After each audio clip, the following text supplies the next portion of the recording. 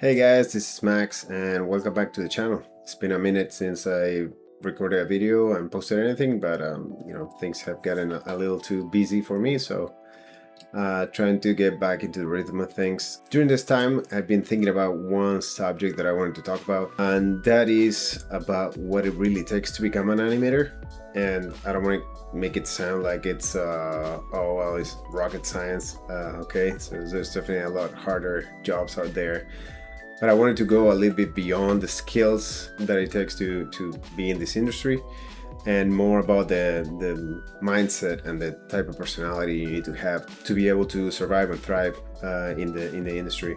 And you may ask, what is so hard about being an animator? You know, you're either drawing all day or you're moving puppets in a screen, which is it's great in that sense. I think I love my job. When you put it that way, it doesn't really sound like it's too hard, but there's a lot that goes into it, and there's a lot that goes into mastering the skill, or at least mastering in a way that gets you in the industry and then keeps you employed. And this video is not meant to steer you away from pursuing the career if this is really what you want, but it's mainly something that I don't think is very talked about, and it's normally kind of romanticized of a career path. So I kind of wanted to put this out there to help out whoever is considering pursuing animation in the future. So to start out, I wanted to point out that just liking watching movies and liking playing games doesn't mean that you're necessarily going to like the production side of things. Doesn't mean that you're going to like to work in this industry, okay? This is something that I used to see a lot in school and also throughout my careers, mentoring different students. That's something that I would see a lot, okay? People that would pursue this career just because they really like playing games or they really like watching animated movies. Now, I'm not gonna glorify the whole grinding mindset here, but it does take a lot of work, consistent work towards mastering the skills that you need to find your first job. And even after you find your first job, you should keep working on your own stuff and try to get better. The reason for that is because probably your first job is gonna be some type of contract or short-term thing. When you finish that contract, the project that you were working on is not necessarily out yet, so you don't have any new work to show to get your next gig, okay? So you want to work on your own stuff. The cool thing about being in a studio environment is that you have other people that do the same and they have been doing it for a long time. So if you make some connections there, you can ask for advice and feedback from those people. Now, another reason why I say being a consumer of these things is very different than actually producing them is because you're going to be iterating on your work a lot, okay? You're going to get a lot of no's. You're going to be working very hard on something that you think is coming along very nicely. And especially as a student, you're going to be wrong a lot, okay? You might think that you're getting it and then you get notes. You don't hear from mentors telling you to change things just because they don't like it or just to go against you, okay?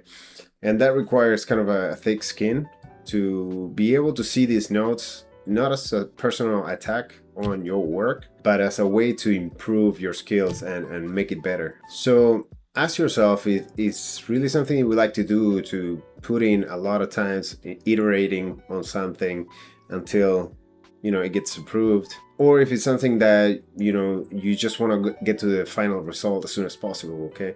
There's certain stages when you're animating that you might enjoy more than others. You might like the planning, you might like the blocking, things like that, okay? And that's totally fine if you like one stage rather than the other, but consider that. Do you like to spend a lot of time on one thing that's gonna last a couple of seconds sometimes, So now, unless you're that type of diamond in the rough type of person, that can grasp things super quickly and, you have an artistic eye already, a good eye for detail, you're definitely going to have to spend a ton of time, like I said.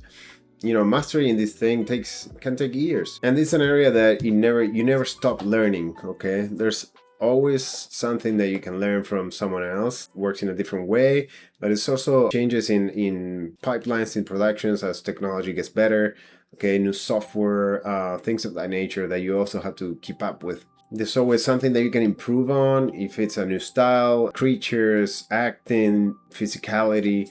you will find your path of what comes easier to you and maybe you're more inclined to do.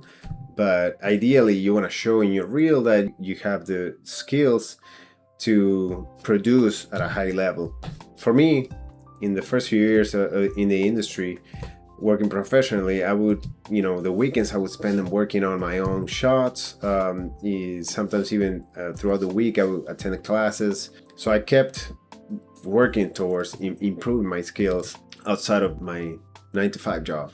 There would be times sometimes that I'd be between jobs or even on the weekends as well. I would go to coffee shops, set up my computer there and spend hours there just working on my stuff because I would find it easier to focus. So just be aware, guys, like people that pick this career path, they don't treat it like a 9 to 5 job. It's more of a lifestyle. Animation is in your life as well. For me, honestly, like when I had kids was when I had less time to work on my personal stuff outside work, and that's totally fine because now you have to balance other things in life. But until then, yeah, it was all about animation, right? Maybe I took it too far. I think maybe I became a bit of a workaholic, points you would say, but yeah, it paid off for me so far, at least. Now going back into the thick skin point that I mentioned earlier, when you're in a professional environment working for other people, it is very common that you get feedback from either your lead, your supervisor, or your director. And usually they just give you notes on what you're working on. You might be putting everything into the shots and you get notes and you have to change a bunch of stuff. Maybe the story changes. Maybe they're all of a sudden going in a different direction.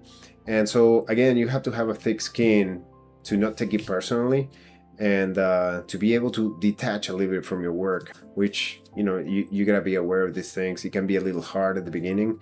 I remember when having my first job, I was a little bit more defensive, and then slowly I started understanding that they're not telling me these things because they don't like me or they don't like my work. It's just they want to make it better, and your work is fitting their view of the project. Okay, so again, like in a professional environment, you're not working for yourself anymore. You're working for someone else and trying to fulfill someone else's view, and you have to be okay with this. Sometimes it happened to me in the past. It happened to many people that certain sequences are cut out of the project, and you have to be fine with it. You've been working hard on this, and then all of a sudden, oh, we're cutting this out of the project, and well, it's gone now. You can't show it either because you're not allowed to show that later when the project comes out. So it kind of sucks, but it's part of the job, I guess. Now I wanted to touch a little bit on the lifestyle of an animator, and this, I guess it's my case and a lot of other animators as well, that at some point you are gonna end up doing some type of freelance work or contract work, whatever you want to call it. But that usually means that you're gonna have to be financially responsible for paying your taxes on your own and dealing with all this stuff. If you're lucky enough to get a job at a big studio, usually you get all the benefits, all the taxes are taken out of your paycheck every month or every 2 weeks, whenever that is. But if you end up freelancing, which is pretty common these days, you're gonna have to be careful with that as well. There's a lot of things attached to freelancing that you have to be aware of. One is, of course, that you have to pay your quarterly taxes, or at the end of the year you still have to do your taxes, but ideally you would pay your quarterly taxes so you don't get fined at the end of the year or in April, whatever. And also that means, okay, out of my paycheck I gotta save a certain amount of money to allocate towards taxes. But then you also need to take care of your own health insurance, and you don't have any benefits. So if you take time off, you're probably not gonna get paid. If you get sick, there's no sick day, so you're not gonna get paid. So basically, if you don't work, you won't get paid. Now there's different types of freelancing and contract work. Sometimes you get paid per hour, sometimes you get paid per project. Okay, if you get paid per project, maybe you can manage your time a little bit better to fit your needs, your vacation time, and so on. If you get paid per hour and you have to log in your hours, then it's a little bit more tricky in that sense. This also means that, if you have a family, it gets trickier even. If you have a spouse that works, that's great because you have a little bit of a safety net there. But, planning vacations, summers, etc., it just becomes a little bit trickier. And you have a little bit of freedom to work whenever you want throughout the day, so that's kind of cool. If you have to take a break because kids need to go to the doctor, then there's a certain activity, you can take some time off and make it up over the weekend or things of that nature. Now, a good bonus of working freelance is that normally jobs are remote, okay? You don't have to go to a studio, so you can live whatever you want, really. You don't have to commute, so you save time on that. You can also live in a cheaper part of the country versus in a very expensive area, which normally bigger studios are located in. Now, when it comes to contract jobs that you have to go to the studio and so on, maybe hybrid, maybe full-time in the studio, whichever one it is, you might find yourself being a bit nomadic, which was definitely the first chunk of my career. I moved pretty much every year. I moved from California to Atlanta to Texas and so on, kind of until COVID hit, and then I found more remote jobs, and I had been able to stay in one place, which kind of nice, to be honest, is not to have to pack up everything every year. But just be worried about that. If you don't mind, that's totally fine. The younger you are, the easier it is to move. The first time we moved was my wife and I, and the car, and couple suitcases, which is nice to move like that. But as you grow older, you tend to start accumulating stuff and can get more of a pain to move like that. Lastly, I gotta address the elephant in the room, which is the current state of the industry right now. It's an industry that already before this current state was not very easy to get into. And definitely right now, stability is tough. It's awful to see these studios laying off so many people, and I can't imagine people trying to get into the industry right now, how hard that is, because it's already hard enough for people with experience. So you can only imagine people fresh out of school or trying to get into a studio, just harder than ever, probably. Now, I do think there's a future. I think we're going through a rocky stage, and I want to remain positive in this sense.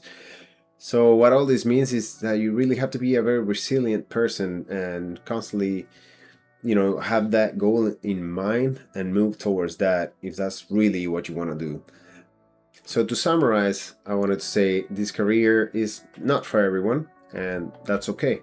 This video was just to inform people that want to break into the industry so they have the other side of the coin, okay? Because I feel like a lot of times the career is romanticized, and the tough parts are not really talked about. Usually people that are in the industry tend to acknowledge a lot of these things, but they still find it very rewarding to work as an animator. I do, for instance.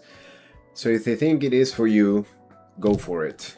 Do the hard work. It's gonna be very rewarding in the end, I promise you. Once you start working, get your feet in the door of any studio, especially the ones that you love and admire. That's very rewarding. As you grow older, have kids, then your kids can watch the stuff that you worked on or play the games that you worked on, and that's just priceless. I love when my kids watch some of the stuff that I worked on, and it's just an amazing feeling. So let me know what you think, any thoughts, any questions that you may have. I'm open to change my mind about things. So again, I would love to hear what you have to say about it. Keep it up. If you consider this career, go for it. Again, you got this. Just gotta put in the hard work and leave a like and subscribe if you're not too. I would appreciate that. And yeah, catch you on the next one, guys. Thank you. Bye.